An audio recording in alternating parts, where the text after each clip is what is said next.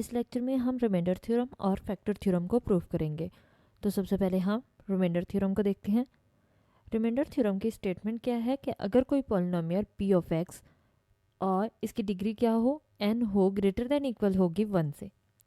याद रखें कि पॉलिनोमियल में डिग्री जो है वो हमेशा या तो 1 होगी या फिर 1 से ग्रेटर होगी, ये 1 से लेस नहीं हो सकती।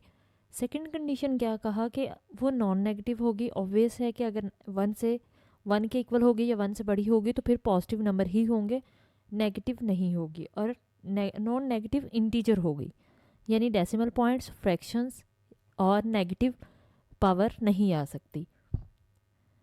अगर इसको डिवाइड करें x माइनस ए से, और तब तक डिवाइड करेंगे जब तक रिमाइंडर में कोई भी x टर्म ना आए, और हमें प्रूव करना है कि फिर p ऑफ a इसका रिमाइंडर होगा। ये हमें प्रूव करना है। तो देखते हैं इसका प्रूफ। में हमने कहा कि suppose we divide a polynomial p of x by x minus a से हम डिवाइड कर रहे हैं। Then there exist a unique quotient q of x। यहाँ पे हमारे पास फिर एक कोशेंट होगा q ऑफ x और एक यूनिक रिमाइंडर होगा जिसे हमने r कह दिया। तो हमने कहा कि फिर हमारे पास ये इक्वेशन बनेगी। अब ये इक्वेशन कैसे बनेगी, जैसे फॉर एग्जांपल अगर हम 14 को डिवाइड करते हैं 4 से, तो हम कैसे डिवाइड करेंगे, 14 और 4 को बाहर रखेंगे, 4 3 कितना आएगा 12। ये मैं कांस्टेंट नंबर्स में आपको दे रही हूँ एग्जांपल, ताकि आपको अच्छे से समझ आ जाए। अब यहाँ पे क्या होगा कि 4 को हम अगर 3 से मल्टीप्लाई करें और उसमें प्लस कर दें जो हमारे पास रिमाइंडर आया है 2, तो हमारे पास यही नंबर 14 मिल जाएगा। यानी ये हमारे पास p ऑफ x है और ये हमारे पास फैक्टर है, जैसे x माइनस ए यहाँ पे दिया गया है, ये फैक्टर है। तो 14 को हम कैसे लिख सकते हैं, हम लिख सकते हैं 4 इंटू 3 प्लस 2। तो यहाँ पे देखें 4 3 12 प्लस 2 वही 14 हो जाएगा। तो हमने इसी तरह से इसको पोलिनोमियल में लिखा है कि p ऑफ x यानी 14 इक्वल है डिवाइज़र मल्टीप्लाई बाय कोशेंट और प्लस रिमाइंडर। तो ये हमने इस तरह से इसको लिखा है। अब हमें गिवन है कि x माइनस ए इसका फैक्टर है। अगर ये इसका फैक्टर है तो हम क्या करते हैं कि x माइनस ए को इक्वल रख देते हैं 0 के। यहाँ से हमें x की वैल्यू मिलेगी a। हम ये वैल्यू यहाँ पे इक्वेशन 1 में पुट करते हैं। तो इससे क्या होगा कि x की जगह जहाँ जहाँ x आ रहा है वहाँ a आ जाएगा। जैसे ये x माइनस ए था तो a माइनस ए आ गया, q ऑफ x था तो a आ जाएगा, प्लस r उसी तरह से आ गया। यहाँ पे देखें a माइनस ए क्या हो जाएगा 0।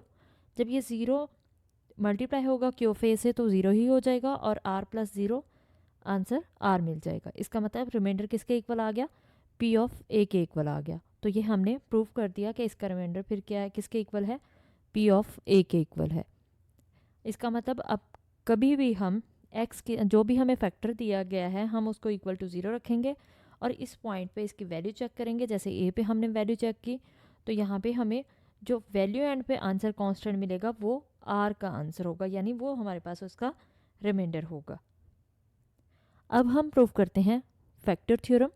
तो फैक्टर थ्योरम के लिए इसकी स्टेटमेंट देख लेते हैं। स्टेटमेंट में हमें गिवन है कि polynomial x minus a is a factor of the polynomial p of x।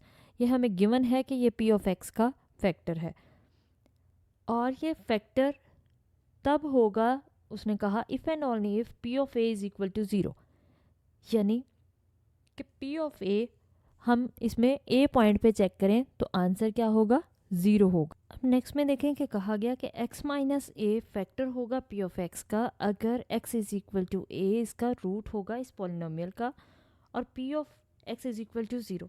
अब यहाँ पे देखें कि हम सबसे पहले क्या करेंगे, हम करेंगे p ऑफ a को हम रखेंगे 0 के इक्वल और प्रूव करेंगे x माइनस ए इसका फैक्टर है इस पॉलिनोमियल का।